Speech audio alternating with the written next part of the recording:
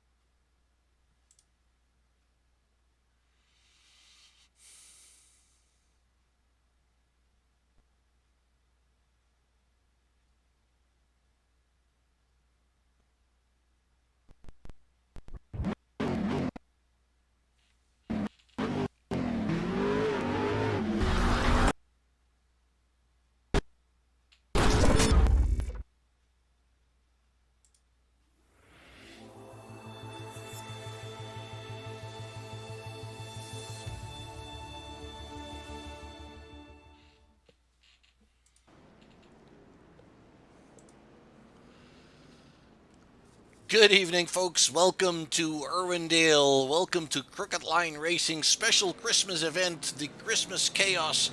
We're going to be having some fun here tonight with a 8-track, an 8-figured racing. We're going to be doing that for a full hour after we qualify, folks, and see who survives the mayhem here in Irwindale. It looks like they have decided to make it a standing start race. They will have 3 tire sets to play with maximum. They will, in fact, get fast repairs. They will have 3 fast repairs to give them a little bit more chance to survive here. And we will not be doing any caution flags or anything like that. What happens, happens. If you can't get around, you can use one of your fast repairs, I suppose. The pit lane, folks, is going to be on the outside of the track. Basically, on the outside of the left-hand turn of the 8-track, so that'll be on the right side of your screen most of the time. And let's see, this event tonight here is brought to you by BAM Racing Videos, a company that makes racing videos. They are racers themselves, so they know exactly what people like. Go check them out on YouTube, BAM Racing Videos, and they can be found on Facebook. All right, so that will be the information here for tonight. Obviously, we're not racing for points here tonight. We're just racing to have a good time. And let's see, we can take a look at the practice times here. I can tell you that the man on top there, Timothy Trowbridge, has run 118 laps already. And the average lap time's right around 10 seconds. You can see that the 19th car, which is currently Tommy Flanagan, he is less than a second slower than Timothy Trowbridge. And we're giving you here a nice overview of the track. Let's see if there's still anybody on there. There you go. And that's exactly what the the danger of the night will be. We're going to have some people obviously trying to avoid the mayhem on the crossover there and see how long they can make this thing last. Now the pit lane is on your, if you see there the start finish line, that's where the pit lane leaves the track. You can see the cars up there on the higher side parked in pit lane there. We have a bunch of cars that have already finished their qualifying, or their practice, I should say. We're in the final minute of practice. We're just about to get ready to go into qualifying. Qualifying will be done individually. They will have 2 laps to try and set a qualifying time. They won't be able to see anybody else but themselves. We can pick up anybody that's active on the track. And it looks like we have 20 drivers entering this race. Steve Sexton actually being one of the final drivers that is coming on board here. We welcome Steve on board. We have Justin Carey still out there in the number 42 car, and you can see the turns of the 8 as you saw on the map. They're not perfectly symmetrical. The left side of the track here is a little bit wide and then narrows in, and then the right turn of the 8, where the number 14 and the number 42 we're going through, is also a turn that starts out wide and then narrows in a little bit. All right, folks, we are getting ready for qualifying here, and it looks like Dalton Williamson is one of the first drivers out on track. There you have him. You can see him coming on the track there at the beginning of that straightaway. It's a little bit tricky to get on track there from pit road.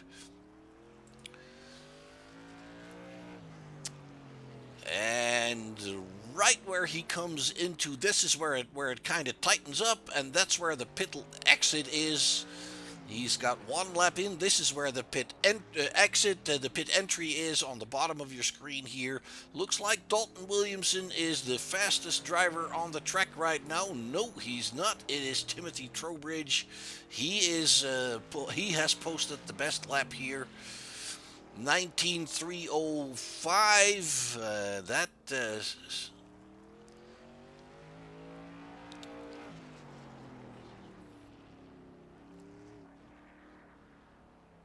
And it looks like Timothy has been overtaken by James Fox. 19.127. And he's actually abandoned his second lap there. And let's see who else we've got. We got Brandon Mettler. He's currently running in the. He misses his left turn there and takes it to pit road. Oh, he was already done. I apologize. Brian Bianchi is still out there posting his second lap here. I'm sure. Yes, there it is. Fastest lap of 20 seconds, 20.576. That puts him on the 8th position there. We have Chris Pittman. He is running the number 8 machine tonight, and it looks like he has not yet posted a time, so let's stay around with him and see how he does. At the front, it is James Fox and Garrett Fox that are currently on the front row. There we see Chris running his first lap at 19.881, and that is going to put him in the top 10 and 8th position for now. I'm not sure if everybody is really interested in coming out here tonight to qualify. Obviously, starting in the back is really not that big a deal in a race like this. So there's plenty of stuff that's going to happen. It looks like Timothy is still out there running some laps. We have Joshua Sexton sitting in pit lane in the number 51, and Steve Sexton is his dad. He's also waiting around in pit lane trying to get a I'm not sure if they want to come out. I mean, there's Joshua. He's coming out.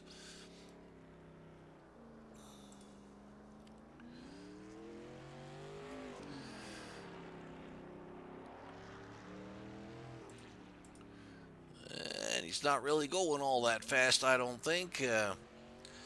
All right, folks, we have Tanner Marr with us like usual, and Tanner is probably capable of explaining a little bit more about the reasons for this event and the rules that we're going to be looking at here tonight. Tanner, how's it going, my friend? Well, Mark, I was doing pretty good in practice, doing a lot better, but we'll be doing good when we get this show on the road. How you doing, buddy? I'm doing just great, my friend. Looks like we can unwind a little bit here for the modified season and get ourselves ready for the holidays with a little bit of fun here. What made you guys put this thing together here, Tanner? Well, Mark, when me and Joshua sat down and put the schedule together, we wanted to take a break period for the holidays, and we got to realizing the way we set up our super late model series, we thought they were going to be off this week too, but we messed up.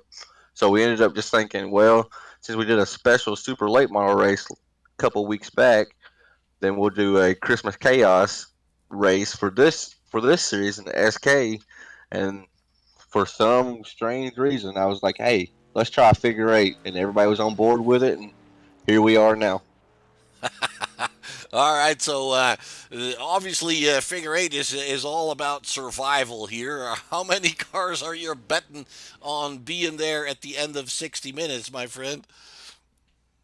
Oh man, in 60 minutes, I'd say I I I don't want to put a bet on it, Mark, but I will tell you with the practicing that we've done, the fastest guy here will not win this race tonight. It's going to be a complete battle of attrition.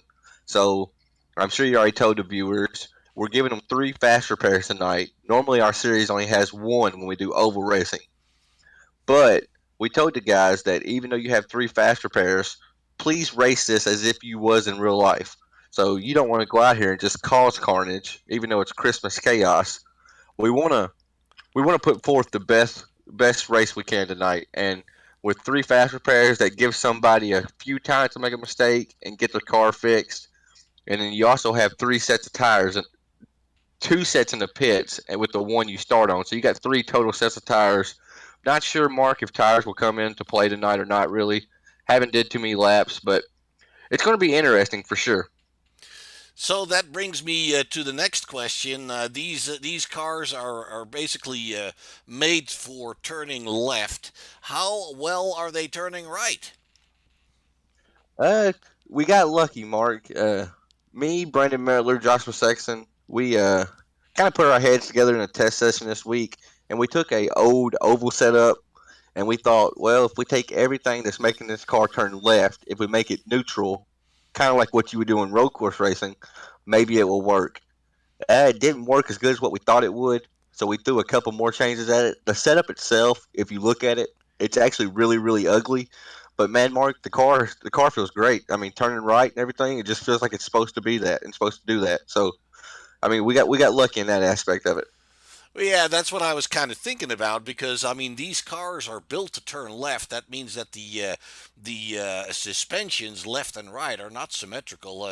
They have they have different suspensions on the right side, different spring rates and all that stuff on the right side. The length of the arms are different.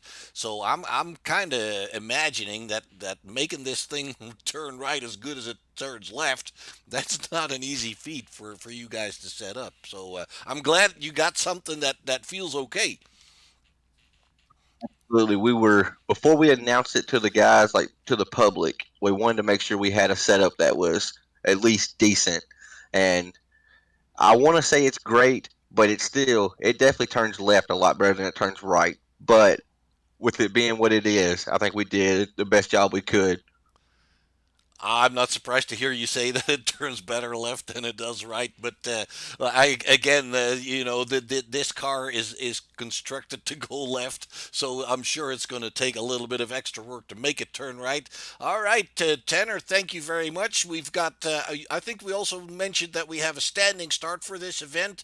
Is there a special reason why you guys chose for a standing start? Yes, absolutely. So when we were letting people sign up for this race, it started out with we had about 27 guys reach out to us and say, "Hey, I want to race in it" or whatnot. So we figured if we did a double file pace car restart, that would be 13 rows of guys, and we didn't want the leader to come off turn two to take the lead and have to already be meeting somebody in the intersection. So we thought maybe a standing start might mitigate that a little bit, but it's a roll of the dice, Mark. We're really not sure. We don't do this ever, so we're just trying different things right now. All right. Well, it sounds like you guys are going to have a blast tonight. Let's talk to some of the drivers. We've got the top three qualifiers here in the booth with us. The third qualifier is Timothy Trowbridge. Timothy, how long you think you're going to make this last? Oh, we're gonna try and make it the whole hour. We're gonna see how it goes. And how do you feel about the setup, and how do you feel about a car made for left-hand turning right here, pretty much as you have to turn left? Oh, it's a lot of fun.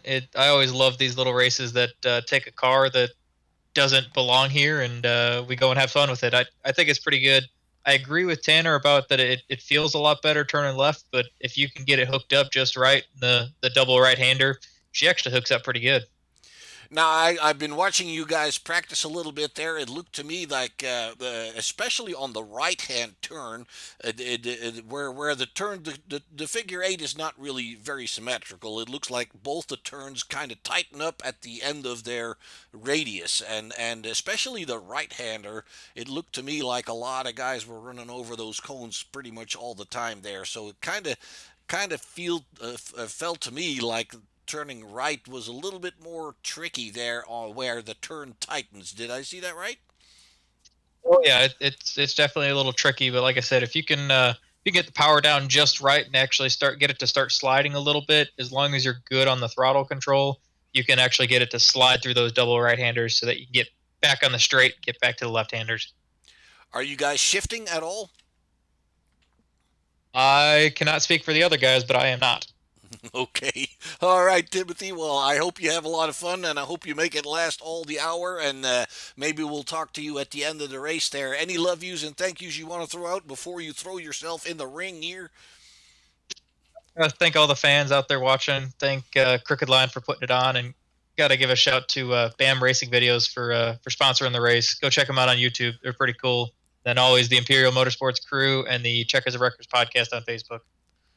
Thank you very much, Timothy. Good luck, my friend. Let's move on to Garrett Fox. Garrett, I don't believe you're a regular name on the modified schedule. What are you normally running, my friend?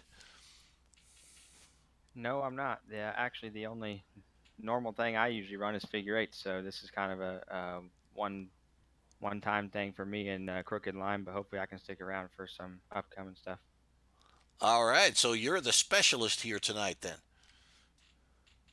My dad, he's on the pole. He beat me like usual, but yep.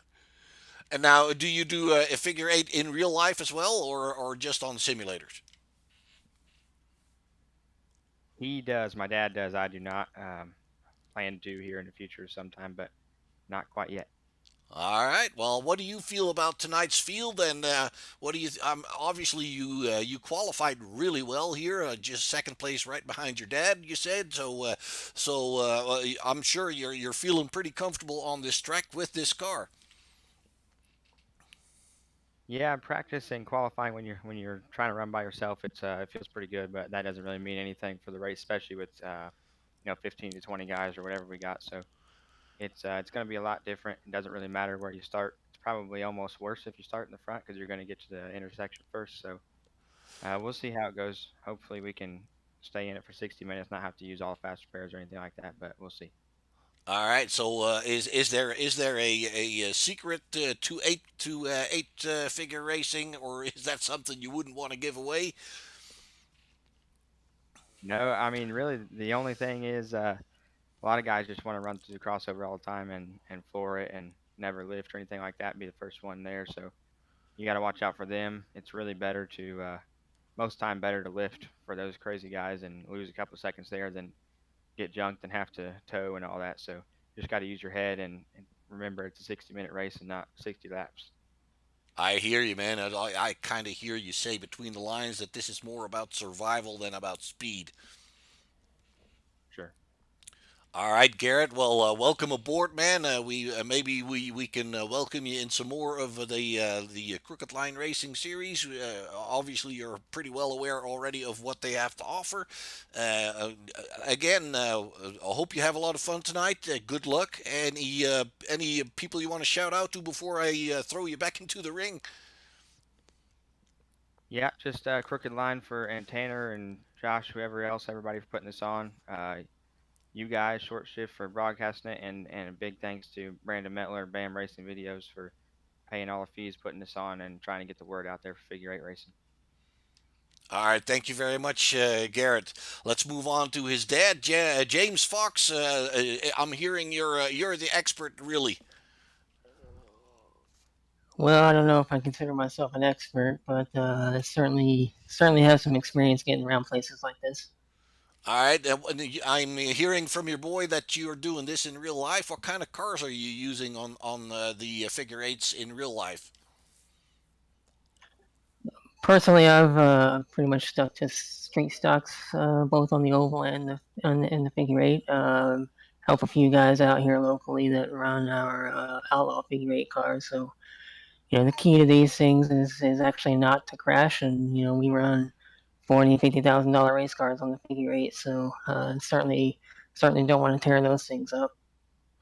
Now you've had your share there of practice with these guys. How do you think you compare to these guys, and what do you think of the level of the field? Well, this poll time I think is a little misconstrued. I would disagree with the other guys on the setup. I think this car turns way better turning right than it does left, and you might as well put a stop sign in there coming out of turn two. But all in all, I mean, once you learn how to get around the track, you can make some pretty decent times. These endurance races, though, are all about staying out of trouble. So we'll see what we got at the end. All right, James, any love yous and thank yous you want to throw out into the world before we throw you back into the big ring? I always have to put my plug in for my Manapa Auto Parts peeps, and appreciate the Josh and Tanner and Brandon from Crooked and BAM for this invite and putting it on. Certainly gonna be a lot of fun. I'm looking forward to doing some more racing with them in the future. All right. So, would you be interested? Are you the kind of guy that also runs dirt, or are you prefer? Do you prefer asphalt? Oh, I am definitely an asphalt guy through and through. So, what Crooked Racing has to offer, would that be something you'd be interested in? Absolutely. I think I've run at least one other one with these guys, and it turned out pretty well. So yeah, definitely looking forward to doing some more of it. All right, sounds good. How do you feel that your real life racing compares to? I should say it the other way around. Really, how do you feel that the sim racing compares to real life racing? Well, I think any of the pros would tell you this is about as close as you can get to the real thing. Naturally, you lose some of the physics of it, on a physical nature, but this is truly a sim and not a video game, so it's about as close as you can get. That's what we like to tell ourselves, but obviously not everyone and not every one of us has the same experience in real life as you do. So that's good to hear. Most the biggest thing that I think is the different is what you don't feel through your body, what you would in a real car. Is that something you really miss? Yeah, I think in the normal day to day you miss it, but certainly when you hit a wall at 200 mile an hour, you're kind of glad you didn't feel it. It's got its ups and its downs, doesn't it? It really does. All right, James. Thanks again, my friend. We appreciate you talking to us here. Your fastest qualifying time makes you the man to beat at this point. So hopefully we'll talk to you later at the end of 60 minutes of craziness here around the figure eight. And good luck to you. Thank you, appreciate it. We'll do our best. All right, Tanner. There we had some insights here from the guys that qualified on the top three positions. Timothy is a regular. We talked to him quite a bit. Obviously, it looks like James and Garrett kind of looked at the setup a little bit different from their perspective. But it's also cool to hear them say that the simulation is pretty much the closest thing you can get to as opposed to real life racing. So, what are your thoughts on tonight further, my friend? It's going to be 60 laps. I'm sorry, 60 minutes of pure mayhem, or is it going to be a tactical game trying to stay out of trouble and bring it to victory lane? Mark, I'll be honest. I think it's going to be 60 minutes of pure chaos. I was really, really hoping to qualify towards the back and just ride around and let whatever happens. But being right in the middle of the pack, I'm in the danger zone. So I'm I'm expecting chaos, but I'm hoping to be here at the end, at least top three, and talk to you when we're done, Mark. All right. Well, I'm going to let you go here, Tanner, and unless there's any love yous and thank yous you want to throw out in the world. Yeah, I would like to since I'm in here right now. For one, got to thank Bam Racing Videos over on YouTube. I know we only got 40 seconds left, so I'll speed it up. But he goes across all the Southeast United States and goes to all these short tracks, like the famous ones, and goes to all the big super late model races and stuff like that. And then my main sponsor, MF Racing Designs, he threw this paint scheme together for me. Uh, and that's pretty much it. Mark, and you for being up in the booth and taking care of us each week. You betcha. All right, Tanner. Good luck, man. Make your way down there to pit lane and get ready into your machine. And we're about to move on over to the main event here for tonight. So good luck to you, man. Thank you, Mark, and maybe we'll be here at the end. All right, folks, we've heard from Tanner Marr from Crooked Line Racing Organization, and then we've heard from the top three drivers. We're getting ready to get going. They're going to grid them up here quickly, and it's going to be a standing start, folks, so let's look out for that. There you have the first ones getting ready. On your screen, you see the grid. Well, let's go through it real quick. The father and son Fox on the front row. Then we have Timothy Trowbridge, Dalton Williamson. On the third row, we have Mettler and Pittman. Fourth row for Marr and Carey. Fifth row for Hoyle and Woodside. Then it's the sixth row for Brian Bianchi and Woolbright. Then on the seventh row, we have Sexton, son Joshua and Kyle Eli. Steve Sexton, another dad in the race, all is together with Rogers on the 8th row. Then it's Flanagan and Day on the 9th, and Rainier and Carpenter on the 10th row. So we wish all these guys good luck, and I can't imagine how this is going to be. I've never ever covered a 8-track race in my life before. I've never ever been to one, so it's going to be a little bit of a challenge for me too. And we see the guys lined up here. I don't believe we have everybody just yet. We have 14 drivers on the grid here. I think we're missing quite a few drivers actually. So hopefully they're going to come and join us in the race. We will not be doing any cautions, obviously, in an event like this. So whatever happens. They can take a virtual tow. So if they get stranded with damage and they can't move on, they can hit the escape button on their system, and that will take them straight to the pit. The iRacing system will calculate time for that tow, and then once that time has expired, the car will be repaired. As said, we have 3 fast repairs.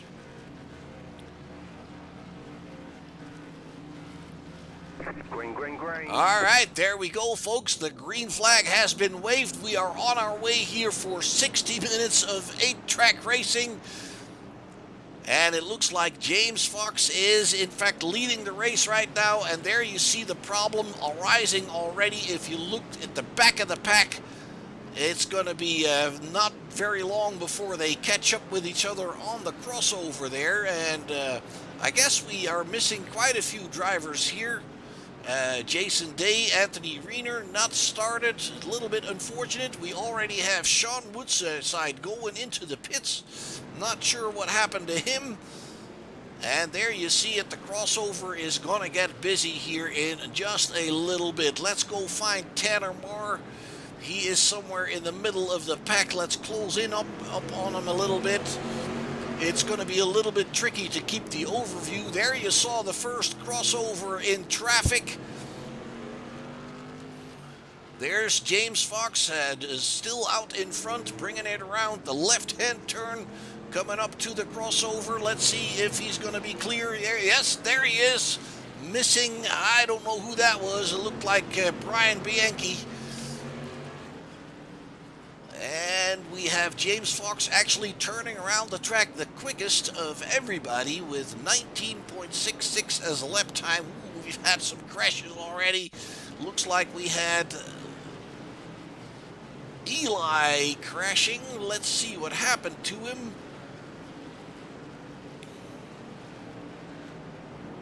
And it's actually, we would expect the first crash to take place on the crossover, but that's not the case. So let's go back live. I didn't see anything going wrong there.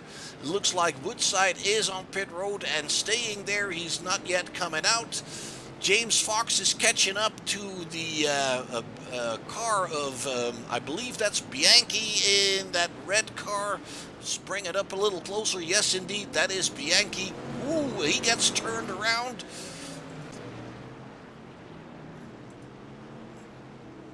There we see the second place car. I believe that would be Garrett Fox that turns Bianchi around. It's going to be hard to keep up here, folks, I can tell you that. James Fox, again, coming through the left-hander. Oh, we've had some people crashing down there. Dalton Williamson's taking it to the pits. Let's see if we can bring the incident back here. Don't see any incident on the crossover. It's a little bit tricky to catch all this, folks. Looks like we have Reiner and Woodside on pit road. James Fox is holding on to that lead very nicely. Trowbridge has passed Garrett Fox. Let's put the angle a little bit wider here at the crossover. There you see it. It's going to be a little bit tricky, folks. There you have the traffic coming up on each other. And this is actually going pretty smooth so far. Oh, watch out here. Yeah, that looks like somebody was jumping on the brakes there. And then we see them going around. There is Trowbridge. He's dropping back a little bit now into 5th position. James Fox still hanging on. It's actually Pittman in the second position. We see a lot of smoke here and there. Woolbright is in the pits. James Fox is bringing it around really nicely there. And that's going pretty well at the crossover still. It looks like the field has been pulled apart pretty nicely. They're giving, ooh, there we have Bianchi in trouble. Let me see if we can bring that back. And let's check out what happened to him here.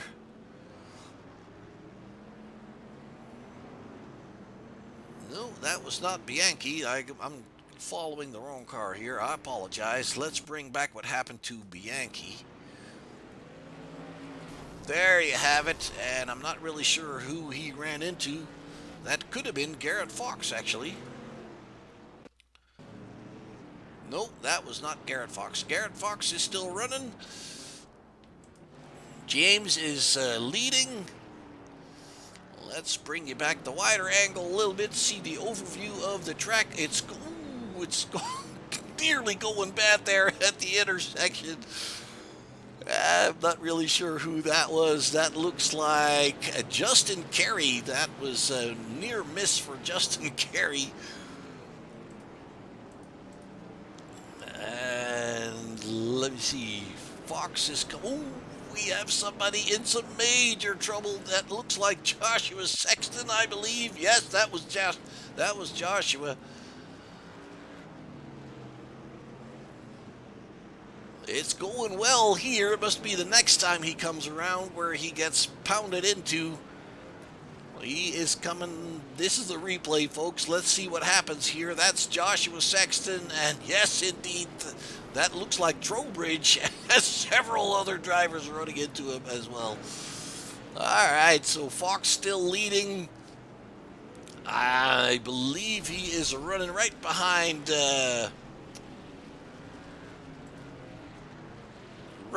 his son Garrett there. It looks like Garrett is in third position now. Only 3 drivers left on the lead lap. Kyle Eli is in second position. Let's bring him up from a little bit closer. There's Kyle Eli in the number 7 machine.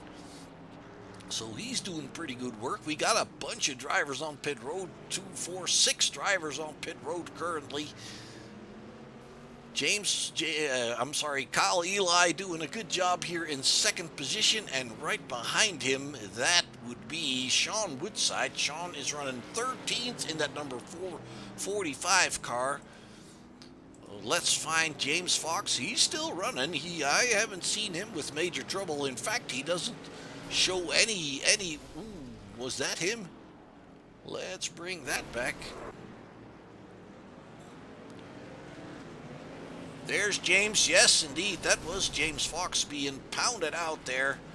That was not what he was hoping for. That means that we've got Kyle Eli running in front in the number 7 machine. There he is.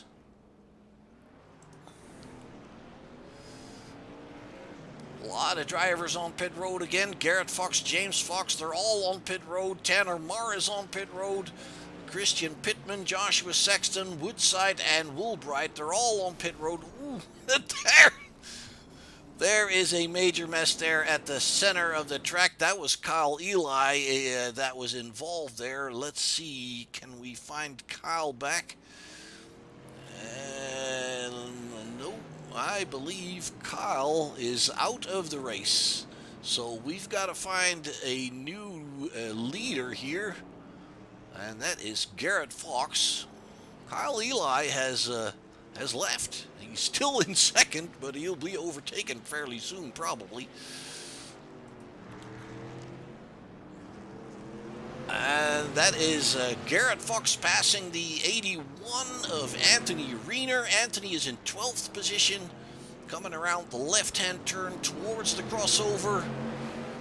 That all goes pretty cleanly. It looks like we already have lost quite a few drivers. Williamson is out. And let me see. Kyle Eli, you'll see him dropping down the order. He is gone. James Fox is a lap behind his son now. in that number 51 car. Looks like we finally got the pits a little bit more empty. Ooh, and as you say that, something goes wrong. Garrett Fox gets caught up in it again. That was James Fox that got caught up in that again. Brandon Mettler on pit road, leaving pit road right now. Let's see where Tanamar is. Tanamar's running into 4th position. He is 3 laps down from the leaders. And looks like the crossover's pretty clear right now. I guess the more space you have between each other, the easier it gets. Tanner now picks up 3rd position because Brandon Mettler was in the pits.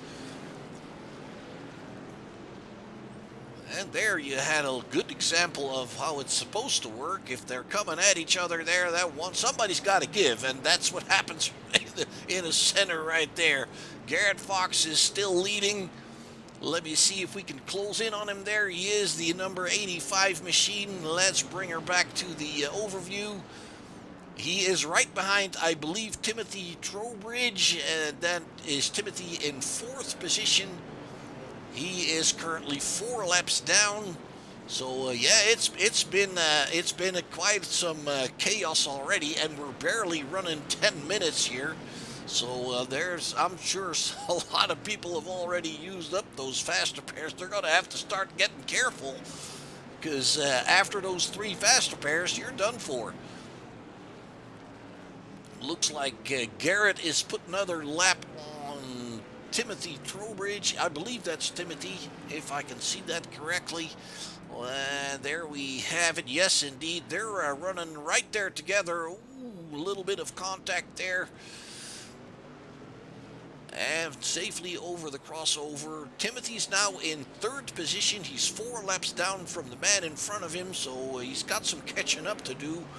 And there you see how careful he became on that crossover. He really pounded on the brakes there to make sure he didn't hit anybody. And that's definitely... Ooh, there we have Garrett Fox getting into trouble. Ooh, let's bring that back real quick. He comes off around the left-hand turn. Watch out for the car on the right. There you have it. Turns that machine around. And somebody wasn't paying attention. Well, I don't know. I mean, it's all just about survival here. Once again, folks, it looks like Garrett is in pit road now. He's got to get some repairs. I'm not sure if they have used up their faster pairs, folks. I can't tell. Scoring does not give me that information. It looks like James Fox is going to be catching up to his son pretty shortly. He's only 1 lap down. Garrett is coming out of the pits as we speak. James is still 1 lap down on his son. They should be meeting up here pretty soon. Ooh, somebody is smoking pretty heavily. That's the 48. Or is it? It's the 45 of Sean Woodside, and he looks like he's getting stranded there. There's several cars standing still on track. Garrett Fox is back on pit road, it looks like. James Fox is still running, so James will be picking up the lead here shortly, it looks like. There comes James, and yes, nope, he is now on the lead lap, so he's going to close in on Garrett. Garrett is on pit road, so yes, James in fact has... Ooh, and this is where it gets really tricky for scoring, because now he is he's basically taking the shortcut. He's not continuing his full lap, so James is standing still there. Now he is in pit road. All right, let's go back on track and see who's running. Both the Foxes are on pit road. Timothy Trowbridge is still running, so he is 1 lap down from James Fox. Now picking up 2nd position, passing Garrett. And let's see if he is going to... Scoring is having trouble with this stuff, I can tell you that.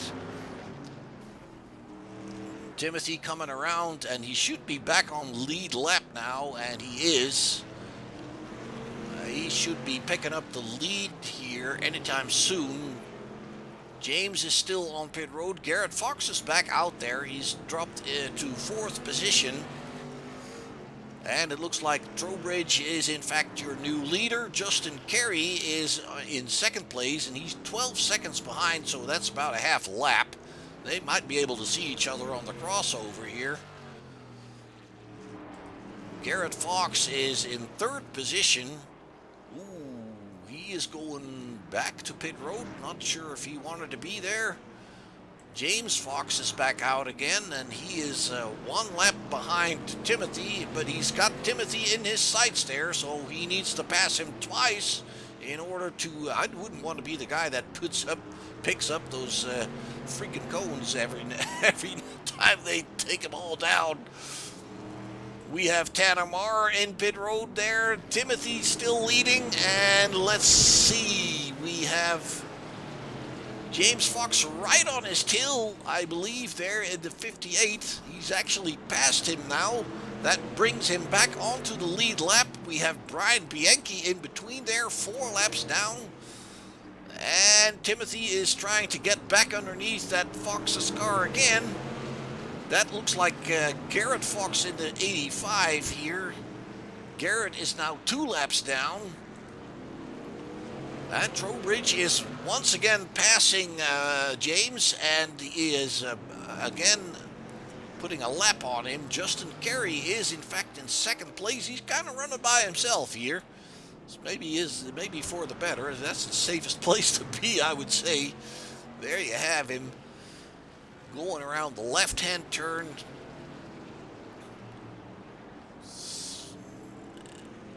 All clear on the intersection. Let's go back to the leader. That red car, that is Timothy Trowbridge. And we have a stranded machine there. I can't really tell who that is.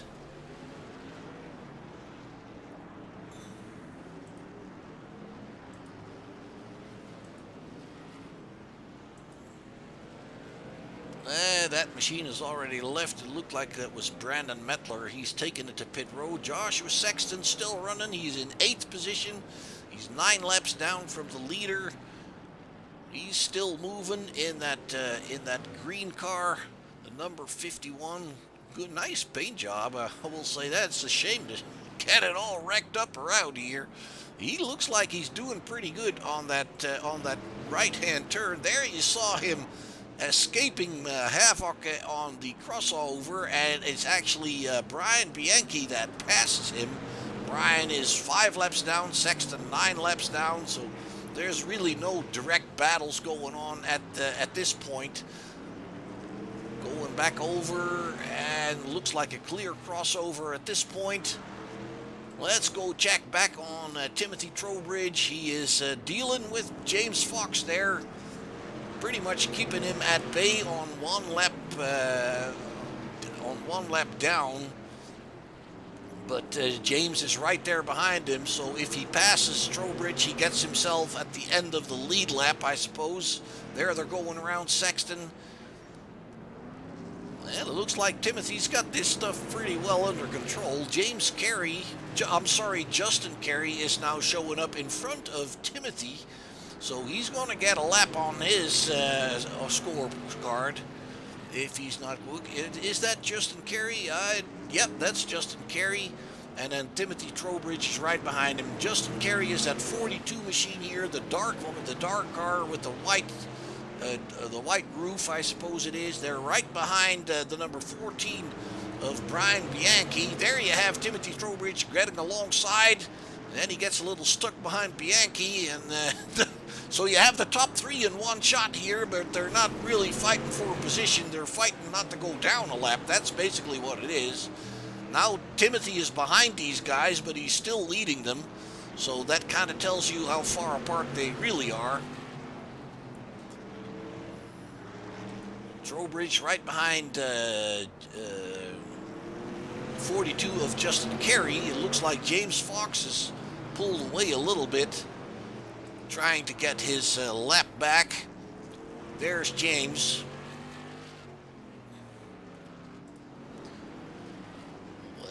And let's see here. We got 3 drivers on pit road. Crossover going pretty safe here.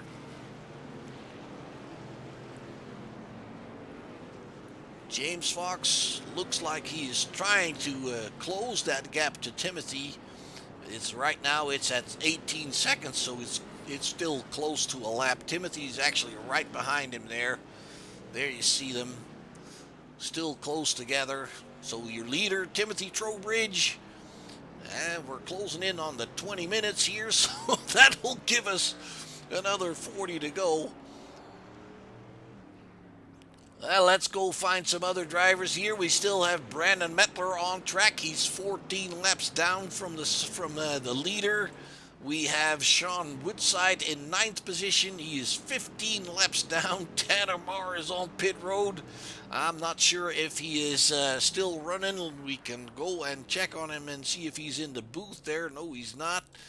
So I'm not sure if Tanner has repairs he needs to wait on. Kyle Eland, that's pretty much, we still have what it is. I think we have 11 cars left on track here, folks. There's your leader, James Fox, back on pit road. I'm not really sure if something happened to him. We can check that out. Yep, there you have it. He got clipped on the back end there, so he's taking it back to pit road. Timothy Trowbridge doing a pretty good job here. Timothy's already run 53 laps. That's how fast they go around here. On the crossover. Ooh, near miss on the crossover. Somebody's smoking like a chimney.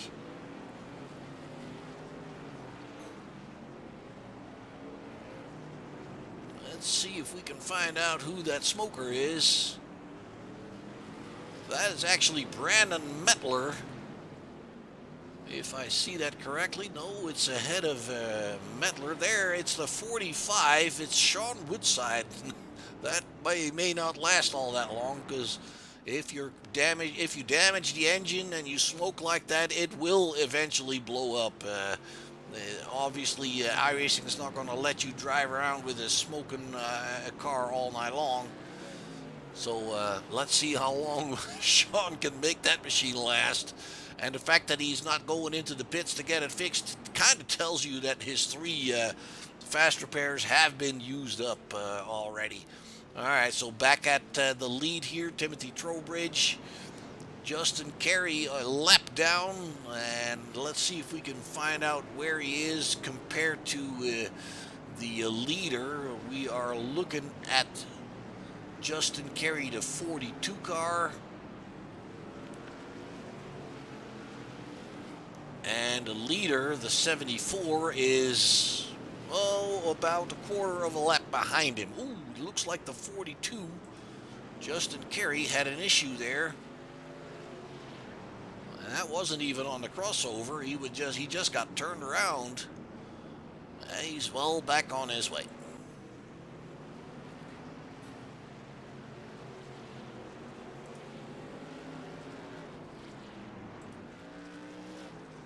And James Fox back at it again. He's back up into 2nd position. Looks like that car is still running pretty good.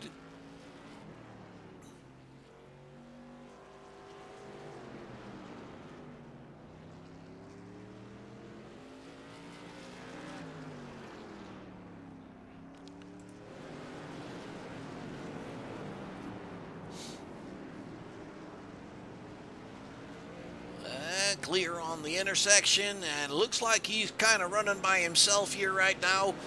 He is completing his 58th lap here. He's actually his 59. He's on lap. He's completed 59 laps.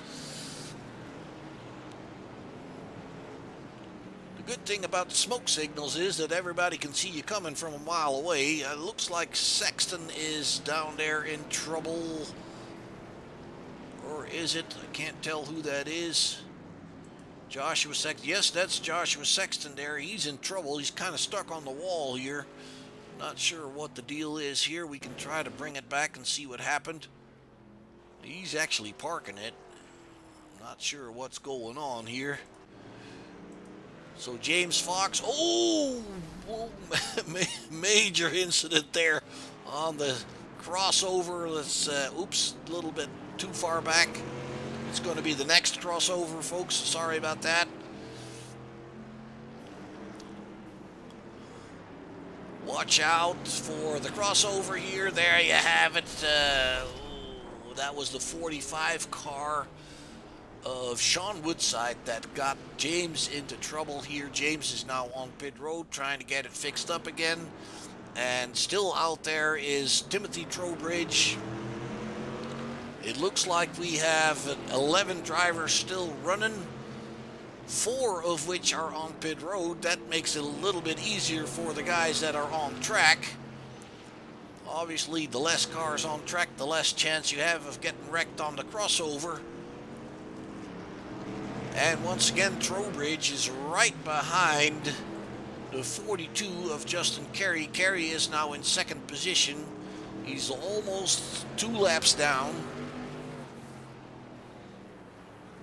Let's go and find out about some other drivers here. We still have Brian Bianchi and Garrett Fox. They are running together there, both 5 laps down, so that was actually 4 position. Garrett Fox in 5th position, and I believe ahead of him, I believe that was Brandon Mettler getting hit on the crossover here. Yep, there he is, and that was the 50. I can't see who that was. That was Rex Hoyle, I believe.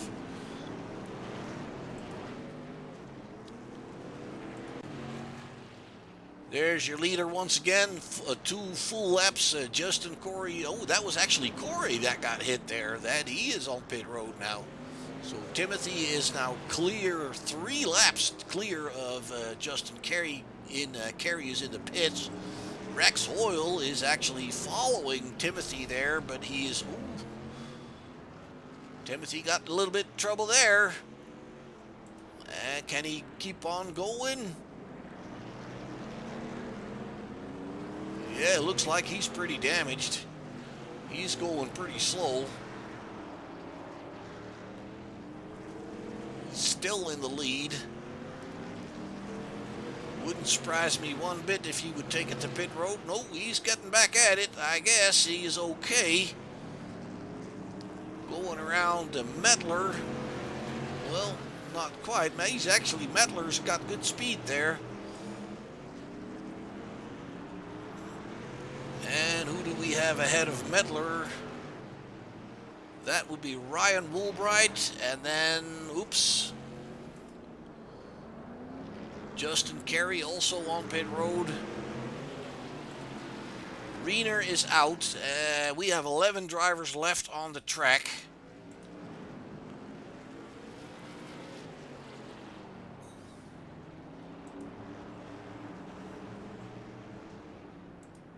Garrett Fox is still running, but it looks like it's getting hard for him.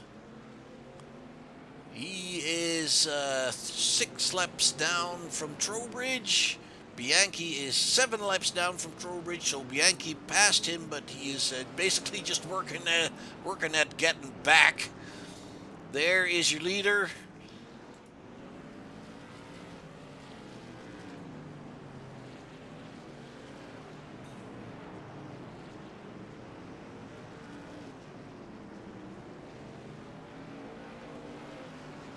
And we got pretty much, let's see, we got 4 cars on pit road. Tanner Marr hasn't moved for quite some time, I don't think. He is 45 laps down. Let's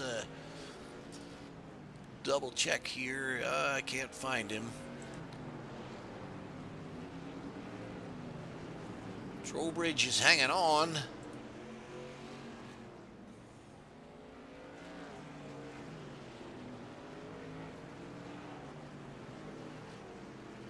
Well, if they all kind of group together, that would make things a bit easier on that crossover. We don't have that many cars left on track, folks. Timothy Trowbridge is your leader. There he comes. I don't believe... there he had to take evasive action, it looks like.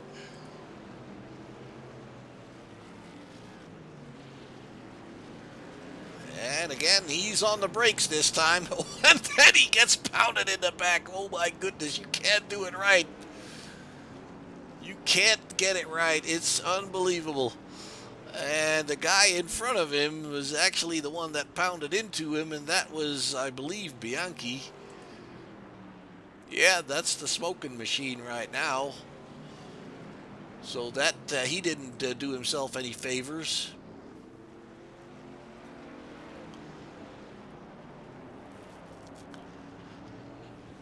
Well, all right, folks, we're closing in on the halfway mark here, with Timothy leading by 4 laps. So he's basically the 45 there in trouble. Let's see if we can figure out what happened there. That is Sean Woodbridge. Let's see if we can figure this out.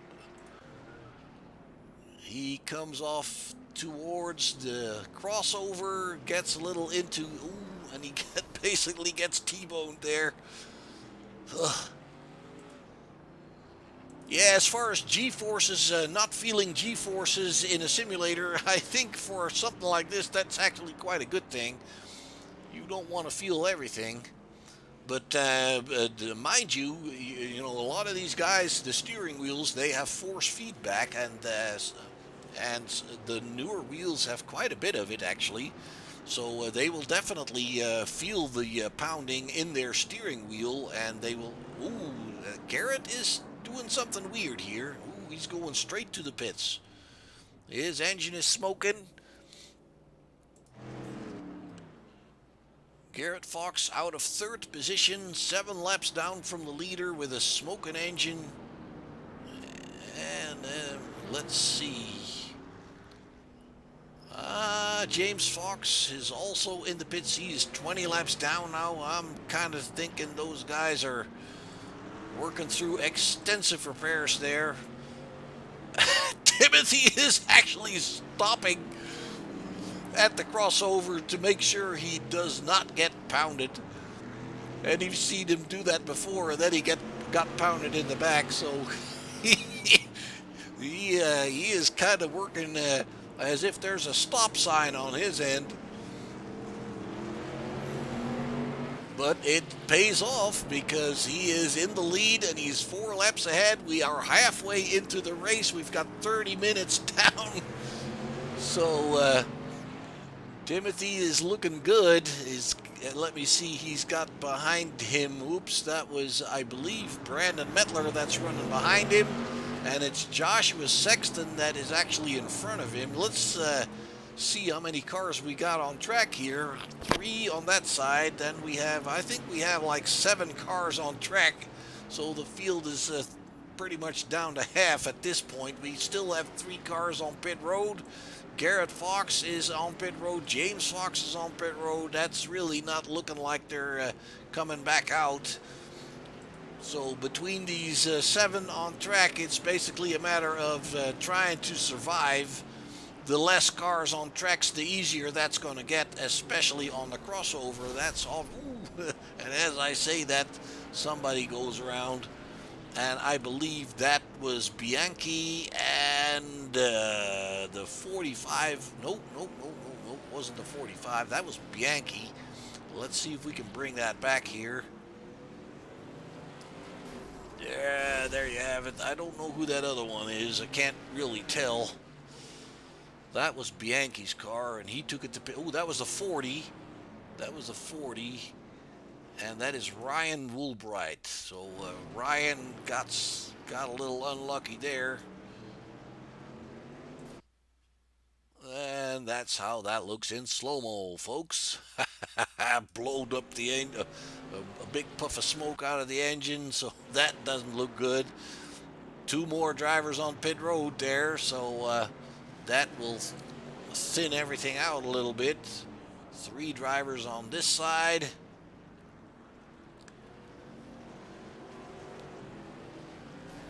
Oh, yeah.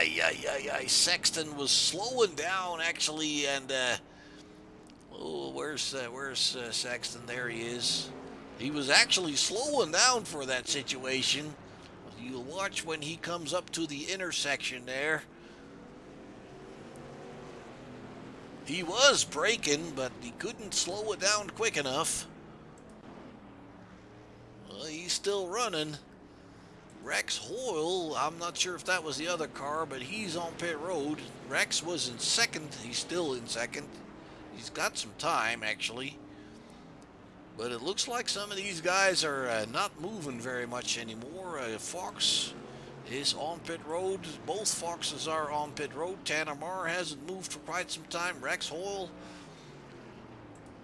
is on pit road. So let's take a look here at Timothy's situation. He is leading by 6 laps, but Hoyle, excuse me, Hoyle is coming back out. He is coming back out, the 54, and he's taking a peek there to see if he doesn't hit anybody. That's kind of the way you have to do this kind of stuff. I believe we are too much oval racer, folks.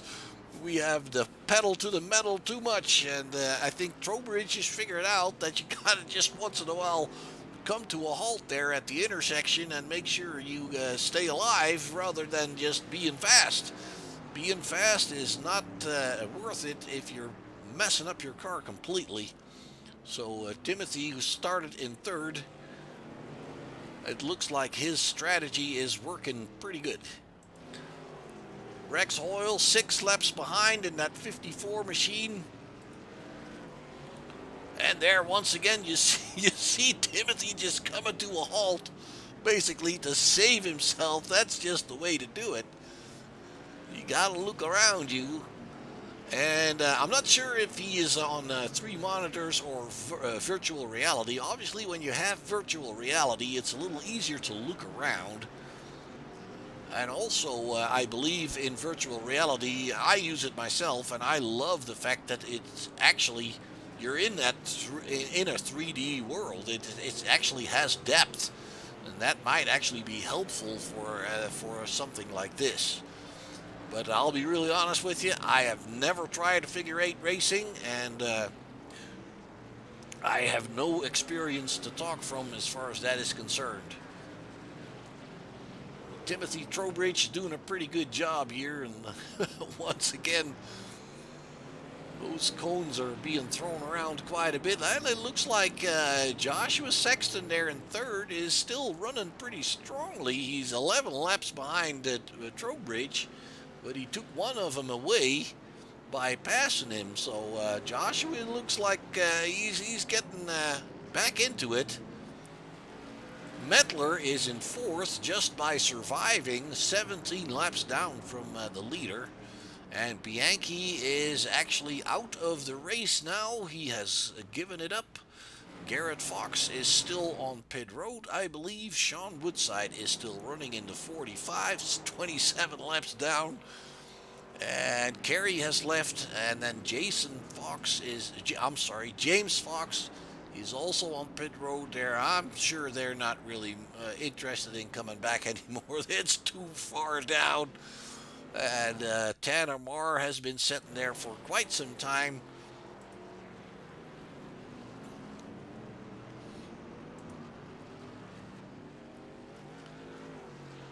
We can try and see if we can find Tanner. If I could find him.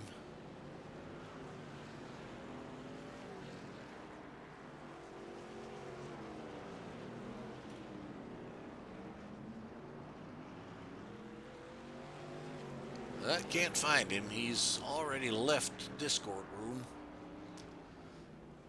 All right, your leaders already run this figure 8 102 times. We've got a little bit more than 22 seconds left in the race, and he's looking pretty good here. There he goes again. He just takes his time to get across that crossover. And this is still the best strategy right now, folks. There's Rex Hoyle. He's 5 laps down, so he might still have a chance if Timothy runs into some trouble. But we've seen how careful Timothy is, and I believe we don't have that many cars on track anymore. We've got 3, 4, 5.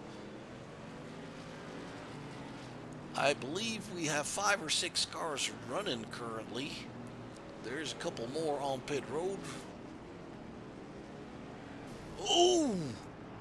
The 45 coming to a halt there at the intersection, and then being pounded in the back. He's trying to move, but he's not moving, so he may have had a technical issue there. And now he's definitely got a technical issue because he's smoking like a chimney. And Timothy is still moving along. He's sliding over the front end there. You can see that the left front wheel, folks, is leaning to the left, which is typical for an oval car. And that's why I was wondering about how they would make it turn right, because basically on the right-hand turn, the camber is completely the wrong way. So I was a little bit surprised to hear James tell us that the car was turning right pretty good. But, and these tires are fairly wide also, so once you put a lot of camber on them, and it's on the wrong side, you're going to overheat that one side on the right-hand turn. But obviously we're not going that fast.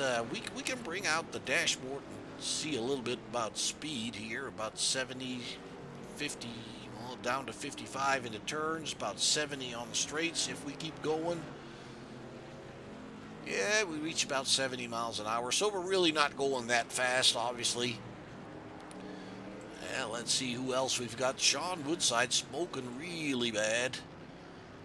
That car, that's the one that was pounded into. Sexton is passing him. Sexton has 10 laps down on Timothy. He's trying to make progress, bringing it further back up, obviously. It looks like Rex Hoyle has actually gained back one of his laps. He's now 4 laps down instead of 5. So with a little bit under 20 minutes to go, there might still be something here for Rex Hoyle.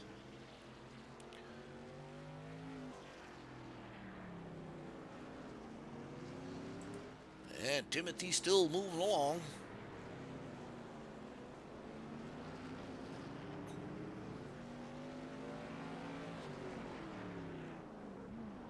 Ooh, he's bringing it into pit road. Does he need fuel?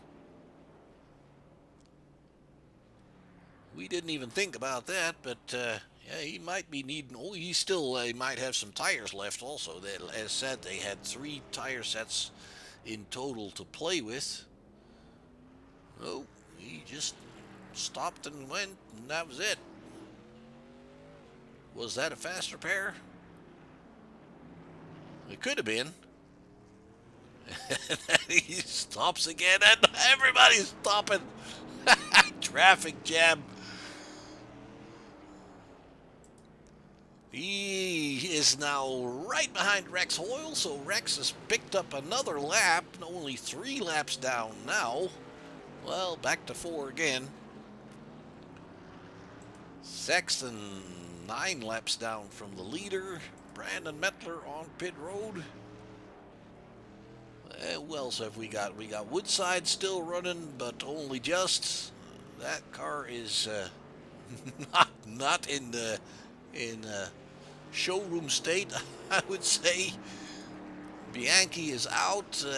Garrett Fox is still on pit road. James Fox. We have Justin Carey. Let's see, he's out of the race. And Woolbright in that number 40 machine. He's still running. He is still running. 45 laps down, but moving along.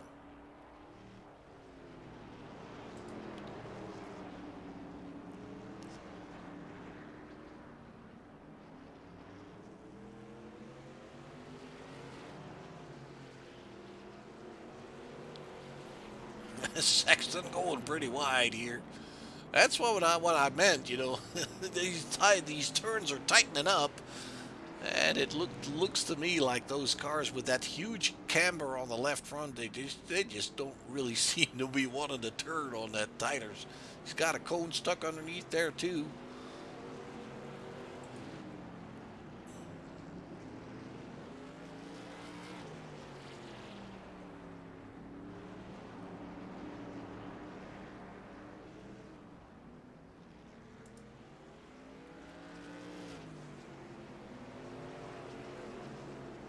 It looks like they're all fairly close together. That's actually a good thing if they're close together.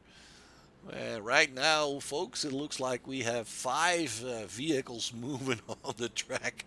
That is pretty good news for all those drivers that are still out there, because with that few cars on the tracks, the chances of getting crashed out are really not that big. There you see it, they're all gone before Timothy gets to the crossover, so that is pretty safe actually. There he is in the 74 machine. One of the regulars in our modified series, and doing really well actually, always up there in the front. I believe he's won a race already. Just off the top of my head, I can't always keep track of all of them without the help of a little bit of paper. And Rex Hoyle is still moving along as well in that 54. He is right behind the one that's smoking, and that is the 45 of Sean Woodside. And they're actually getting a little racy with him here.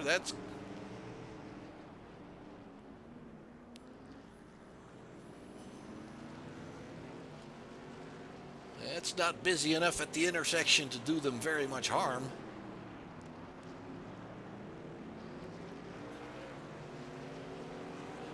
I'm surprised that car's lasting that long. Let's see, Bianchi is out. So Woolbright is the final running driver, and that is the number 40 machine here. In 7th position. And we're down to the final 15 minutes here at the Irwindale Speedway. It looks like Timothy's got a, pretty good chance of wrapping this up if nothing serious happens. Ooh, I'm getting the hiccups.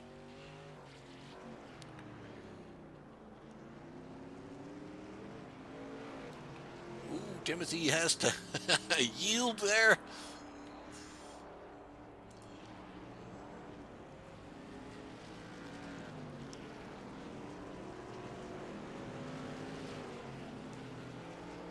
Yeah, well, if I look back at this here, I think that the beginning was a little bit chaotic, and I think people get a little bit brave because they have 3 faster pairs. And I'll be real honest with you. No matter what class we're racing, no matter what kind of track we're racing, no matter what kind of league we're racing, I am just never a fan of those faster pairs. We want to be seen as racing on a simulator, and in real life there are no faster pairs, obviously. So I think if you're racing a simulator and you want to be taken seriously as a simulator racer, you can't really have those faster pairs. I don't like them. I think it makes people braver than they really need to be. I think if all the damage is something you have to deal with, you would do a better job and put more effort into staying out of trouble. Whether you're the one that's causing the trouble or whether you're the victim of the trouble, you can also make sure you're not a victim a little bit better if you know that the damage is going to be real and that it's going to cost you pretty much your race,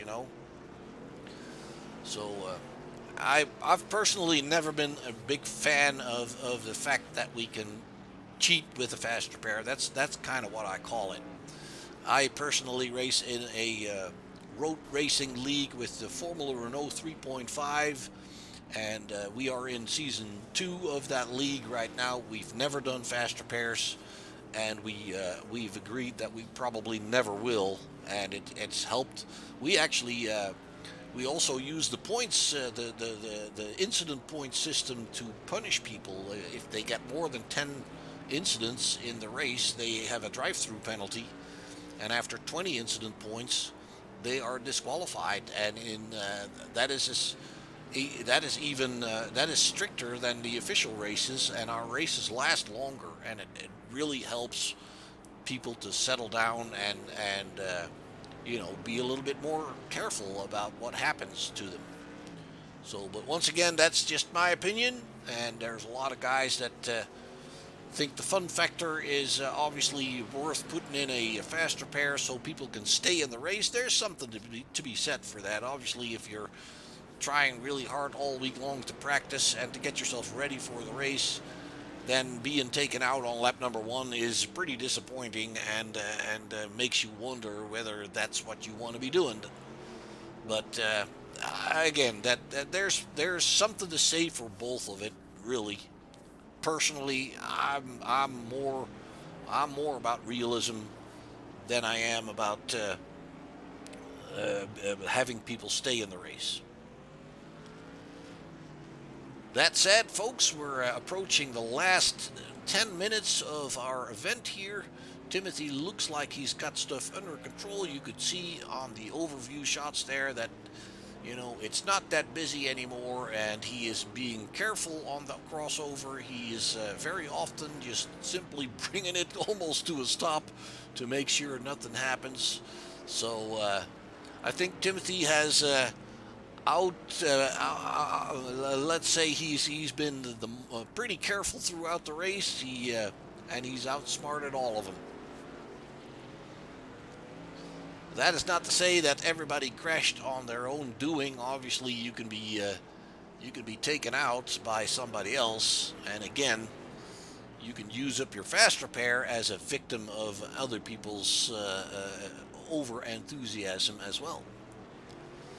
So faster pairs, I guess I would conclude that for the victim, the faster pair is great, but for the realism, it's not.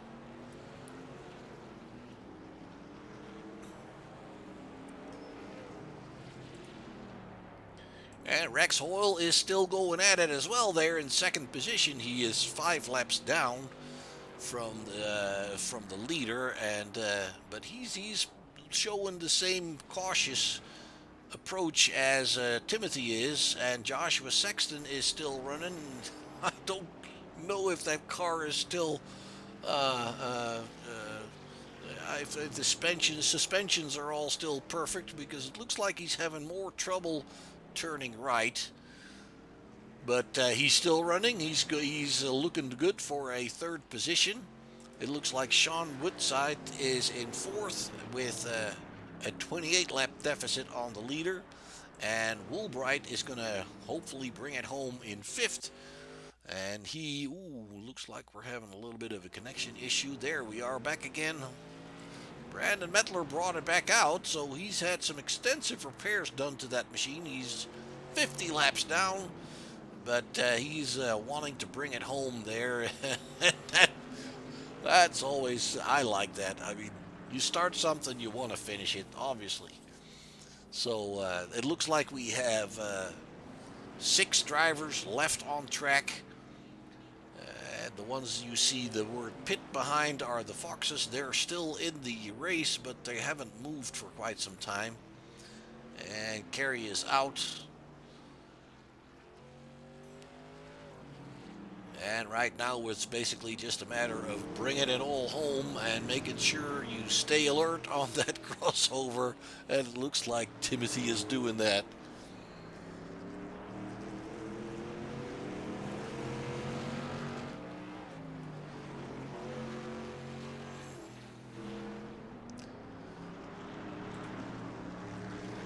Mr. Maurer, I missed you. Tanner, can you hear me?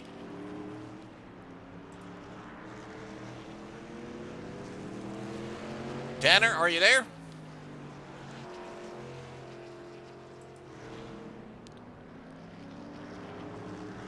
Tanner, are you there?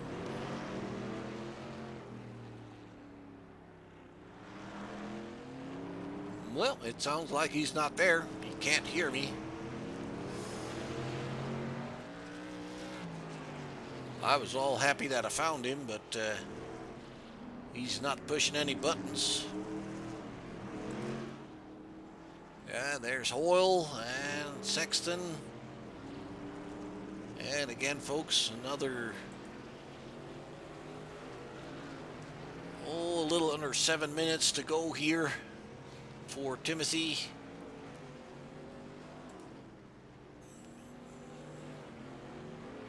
Doesn't look like they're going all out anymore either. They really don't have to. There you have it. It's getting a little quiet on the track there. I believe there's only 5 of them driving anymore. Woodside has gone to the pits. That was the smoking car. It probably finally gave up. Well, he still did pretty good, and I'm fairly sure he's going to hang on to that 4th position because Woolbright is over 10 laps down. So, might be close. He might be able to get that. There's Timothy.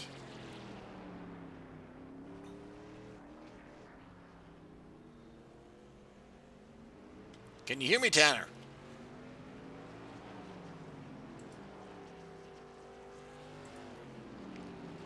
It looks like Tanner's not there.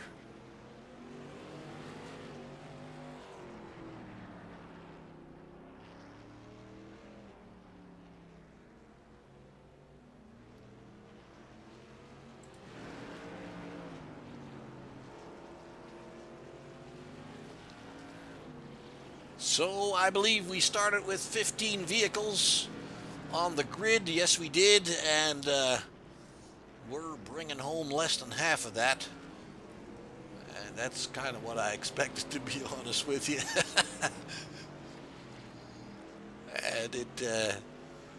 And again, it seemed to me like people were a little bit ambitious in the beginning, and it didn't really pay off.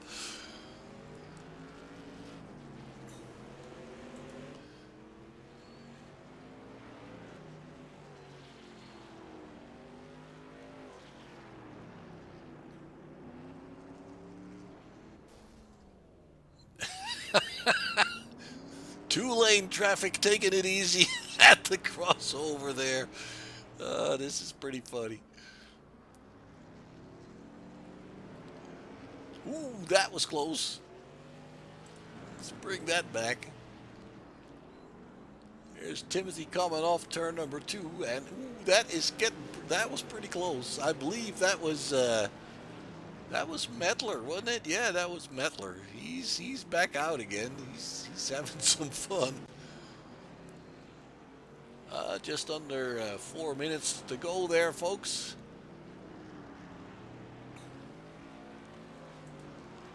Rex Hoyle is still hanging on, 6 laps down. Joshua with 12 laps down. And let's see, I believe Woolbright is, yeah, Woolbright might actually catch up to Woodside there. Woodside's not moving anymore, and Woolbright is. And now he's got like, I don't know, 6 laps to catch up. He probably can get that done in 4 minutes, 20 seconds a lap. So staying out there for Ryan Woolbright is gonna give him another position.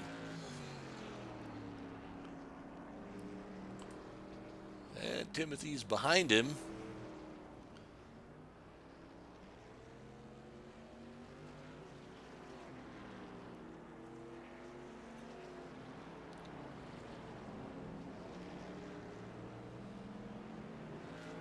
Let's see. Oh, Joshua's in the pits.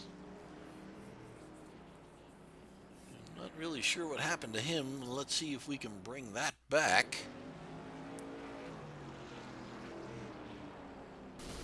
Ooh, we blew the engine. Yep. Joshua blew the engine here. And it doesn't look like he's got another fast repair, because that would have taken care of that. Let's see if he can hang on to that 3rd spot, because Woodside, well, it looks like he should be good for that 3rd spot. Let's see, do we have anybody left? Yes, we do. Trowbridge is still running his laps. 159 laps completed.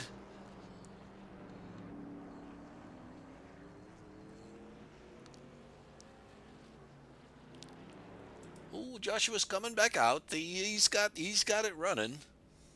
He definitely wants to save that third position there. Although I doubt that in 2 minutes they wouldn't be able to catch up to him. Woolbright is getting pretty close to Woodside. Woolbright is going to be picking up 4th position before this is done.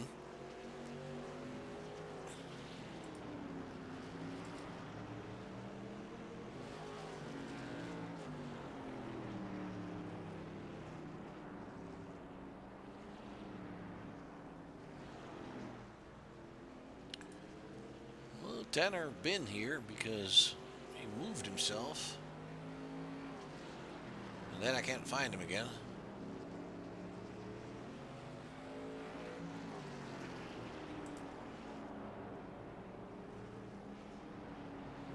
All right, folks, once again, we want to thank BAM Racing Videos. They have generously picked up sponsorship for this event, paid all the enter fees and everything. So thanks very much for that. We will definitely encourage you to go and check them out on Facebook and on YouTube. As said, videos on the more well-known tracks where the super late models race, and I believe he also does dirt, and a lot of videos are available there. So make sure you check those guys out. The final minute is running, folks. We are just about done. That means that after 60, there we go. The checkered flag is going to be out. The race is done. 165 laps completed for Timothy Trowbridge. He wins the figure 8 race here at Irwindale. Good job for him. We followed him quite well there. I believe he was pretty careful, and I'm sure he's going to show us a few donuts here. Second place driver is Rex Hoyle.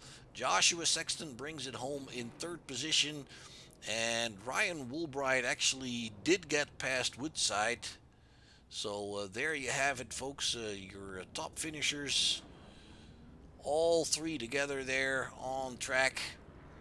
Let's go see if they want to do some talking here.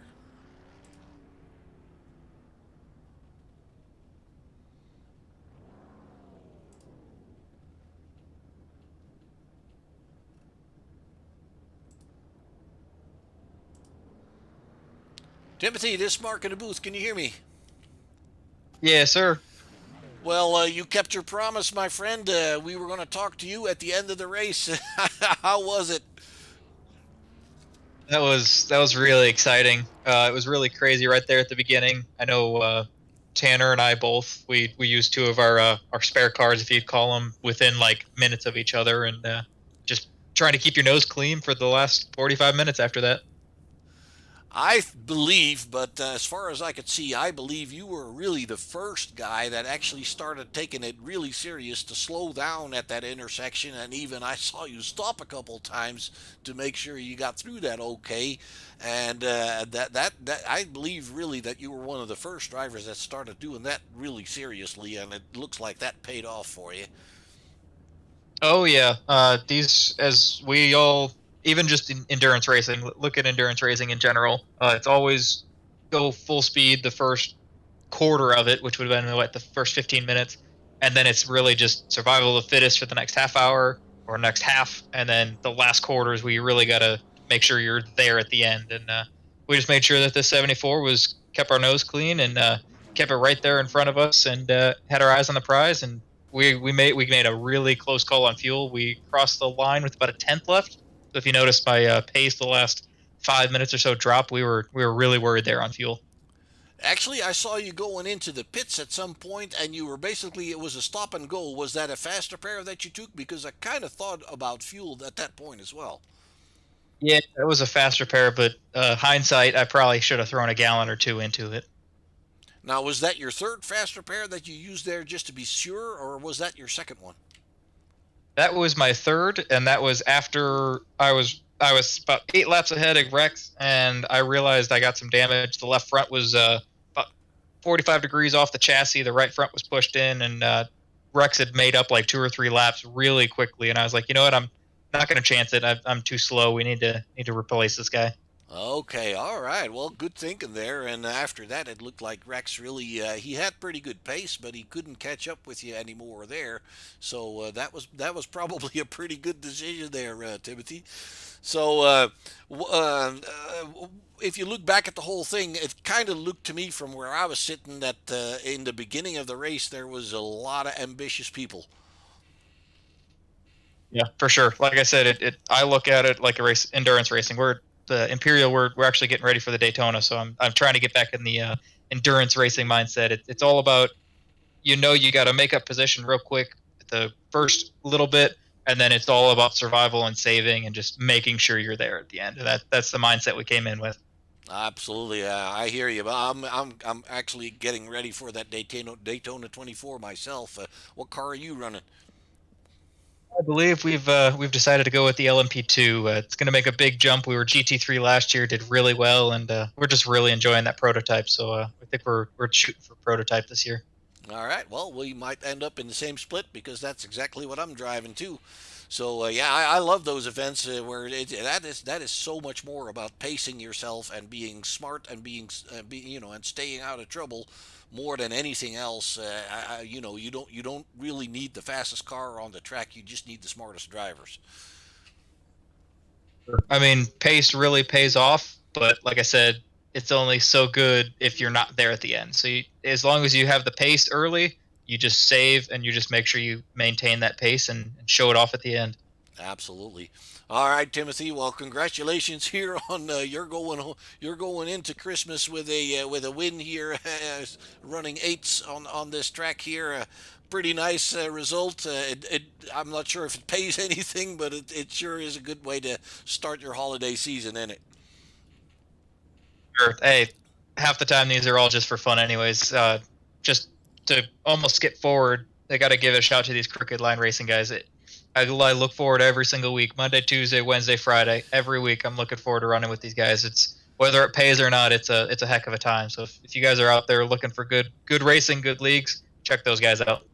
Absolutely, yeah. I couldn't agree with you more, man. I do the Mondays and Tuesdays with you guys, and we see a lot of fun races, and I really think that as time was progressing since I've been there, the racing has just gotten better and better and better. So, and I really think you're a part of the top side of that. You're always up there. You're competitive, always racing people clean, and yeah, it's a great place to be. Absolutely. All right, man. Any other shout outs you want to do, or did you catch them all? Gotta give a shout to BAM Racing Videos again. Kind of like I said at pre-race, those guys put this race on. Go check them out on YouTube. Really great group of guys, and thank those guys for putting this on. Give a shout again to Imperial. Got to thank those guys week in and week out, making us better. They're actually out. The other teammates are running super speedways right now, so I'm running short tracks. They're running the big tracks. So got to give a shout to those guys. And as always, Checkers Wreckers, little podcast on Facebook. They broadcast Sunday, 11 a.m. Eastern Time, talking all things racing. Go check them out. Go give them a like. Thank you very much, Timothy, and Merry Christmas, bud. Yes, you guys too. Thank you. We'll see you next time. All right, Rex, this is Mark in the booth. Can you hear me? Yes, sir, I can. All right, it looks like you're along with Timothy there among the few drivers that brought it home in one piece. How did it go for you, dude? Pretty good race. That's the first figure 8 race I've ever ran on iRacing, and had a great time with it. We had a penalty early in the race and set us behind, but after that we set sail and worked our way up, and had a little bit of problem there towards the end. It's about 20 minutes left to go. We got whacked pretty hard, and so I had to baby it the rest of the way, but had a great time. The car handled great. What'd you get a penalty for, Rex? Cut across the track or something. I don't even remember what it was. But I think I remember. I've seen a few people that once they got in, like I believe it was you that got a little tap on the intersection, and then instead of finishing the right-hand circle on the left side of the track, you went left and took the left-hand circle again. and that's probably where you basically that means you're skipping half the track. That's probably what got you into trouble. Well, very well could be. All right. Well, yeah. I mean, I was just talking to Timothy about the same thing. It looked to me like early on in the race there was an awful lot of very ambitious people there. Oh, it was. And before the race started, I had already decided I was going to kind of take it easy and see what happens and wait for things to clear up a little bit. And the strategy worked out great. Now it looked about what was it, 15, 10 minutes before the end. It looked like Timothy got into a little bit of trouble, and he went to pit road. You were gaining on him at that point. Did you think you have anything left there? Yeah, the car was running pretty good at that point, but right after that, when I got hit, and that kind of slowed me down a little bit, so I couldn't run as fast as Timothy was. So did you have to use up all those fast repairs that you got? I used two of them. There towards the end, I decided I'd kind of baby it and hope it made it through, and it did. You didn't think the fast repair would have helped you any getting any closer to Timothy? Oh yeah, I think it would. I just didn't want to take a chance in doing it. I didn't know how many laps down I was, so I decided to roll the dice and keep going. I hear you. All right. Well, Rex, we enjoyed watching you make your way through this event here. At the end, it seemed like it all calmed down quite a bit. For quite some time, we only had like 6 or 5 cars on track, and that kind of makes it a heck of a lot easier, doesn't it? Sure does. It got a whole lot easier there towards the end. I had to brake a couple times, but otherwise we were running as fast as we could go. All right. Well, congratulations once again from my friend on a second place finish here. Good way to start the holiday season. Any love yous and thank yous you want to throw out? I got to give a big shout out to American Tire Distributors, Tuxedos by Ted, and Geppetto's Pizza and Subs. All right, Rex. Thank you very much, and Merry Christmas. Yes, sir. You too. Got to give a big shout out to you guys for broadcasting and for the league to putting on a great show. Thank you very much. All right, Joshua, this is Mark. Can you hear me? I got you, Mark. Third place finish for you. I believe you're about 15 laps down or so. How'd it go for you tonight? Well, it went surprisingly well. I didn't. I had a little bit of a mishap there early, but I was able to hit the fast repair and I didn't have to tow. So I knew I was going to be in a good position because by that time there was a lot of cars that were getting put out at that time. So once you kind of weathered that storm in the first 20 minutes, we lost some cars and it was just about running, making it through the full hour. It kind of looked to me like the first 20 minutes there was there was a lot of people that are a little bit too ambitious. Yeah, and you knew that it was probably going to come to that, and that's what's so tough, starting like 16 cars or 15 cars. But I knew that if I could just steer clear of it, start in the back, that I'd be okay and miss a lot of that stuff. And we got lucky, got through it.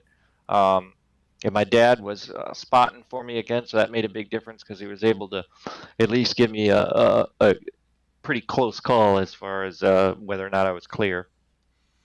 I mean, when you're approaching that intersection, obviously that is where your sense of distance is very important in judging whether you have to slow down or speed up or whatever you can do. I was kind of contemplating during the race. I mean, I'm a guy that works. I drive VR constantly, and what I love about it is the sense of depth that you have with VR. Are you driving with the monitors, and how does it look for you that if you do? I'm driving with monitors, and I would agree with you. I bet the VR would have been great, especially for this particular race on the figure 8.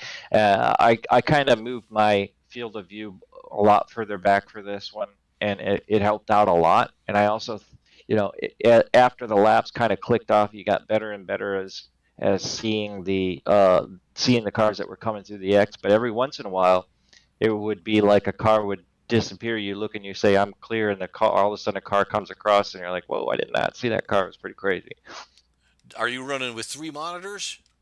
Yeah, I do triple monitors. Yep. And so, I probably had a pretty good field of vision compared to, some people that were possibly on a single monitor system. Yeah, okay, but I'm sure your dad spotting for you was probably a very big help as far as that is concerned. At one point, Joshua, I saw you. I think it was in the right-hand turn where you just kind of scrubbed up against the wall and came to a halt, and I couldn't really figure out what was happening there. Did you have like engine trouble or something, or what happened? No, anytime you saw that, what was occurring is it would give you a yield penalty as if you were cutting the course. And there was this one particular spot that's sort of like a glitch on this track going into turn 3, actually on the outside. If you just barely clipped that outside cone, it would read that you were cutting the track, and you have to yield immediately or else it gives you a longer penalty. So anytime you've seen somebody just pulling off, stopping, that's basically what they were doing, is serving they got to yield right away. Okay, all right, that makes a lot of sense. And then you're saying it's basically little bit of a glitch in iRacing, so it shouldn't be that way, but it is. Yeah, on a couple of occasions, it's that outside one going into turn 3. I'm not sure why it's doing that, but it definitely is not cutting the track because it's actually on the outside of the track. But I got bit by it for probably 2 or 3 times at least. I see. All right. What I did see and noticed is that people got penalties if they were hit on the intersection. Some of them would like take the wrong way after the hit. So if they were going, let's say, north to south, and they were hit, they would go east and start a new lap right away. And I've seen some penalties being handed out there. But obviously that's just being disoriented from being hit, I guess. Yes, it was so tough to do. I think I had a hit in the intersection twice, and each time it happened, I think I kind of got lucky and must have been pointed the right way. But when I started taking off, I'm like, I hope that this is the right way that I'm going. So you could really tell. I'm sure that can get a little tricky for sure. Yeah. All right, Joshua. Well, 3rd place for you. That's a pretty good way to finish the 2020 season and getting ready for Christmas.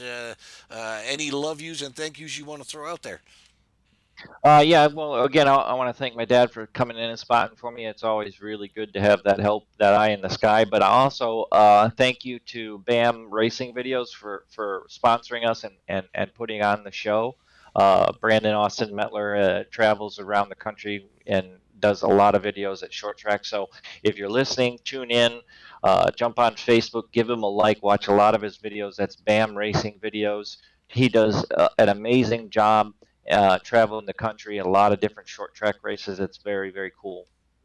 All right, we'll definitely go check it out, Joshua. Well, thank you for being a part of setting all this stuff up with Crooked Line Racing, and I wish you Merry Christmas and best wishes for the new year, and we'll see you then. Absolutely, Mark. Thanks for coming on board with us. Appreciate you doing a great job for the broadcasting. I love having you, and it's great to have partnered with you, and I really appreciate it, and I hope you have a great holidays as well.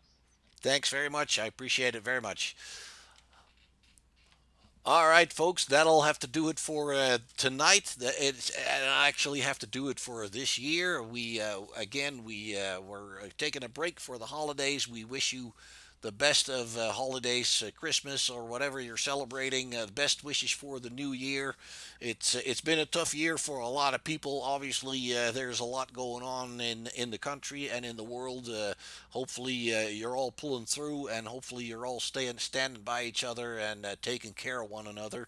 We're going to be back in the first week of January with the super late models and the modifieds again to continue the seasons that we're in, the championships that we're running. I'm also very proud to be a part of Crooked Line Racing, be associated with them as their broadcaster, having a lot of fun with these guys. As I've said before in this broadcast when I was talking to somebody else, these drivers are putting on a real good show. It's a very close-knit group of guys that race each other fair and square. Sure, there is always something that happens left and right, but that's part of of what we do. Short track racing is door-to-door racing, and sometimes stuff happens, but these guys really put effort into helping each other out, being successful. You can form teams with each other. You can help each other out with the setups if needed. The modifieds are running fixed setups, and they're doing a great job keeping it competitive. So kudos to all these guys. I'm really glad to be a part of it. Really enjoying myself as a broadcaster with these guys.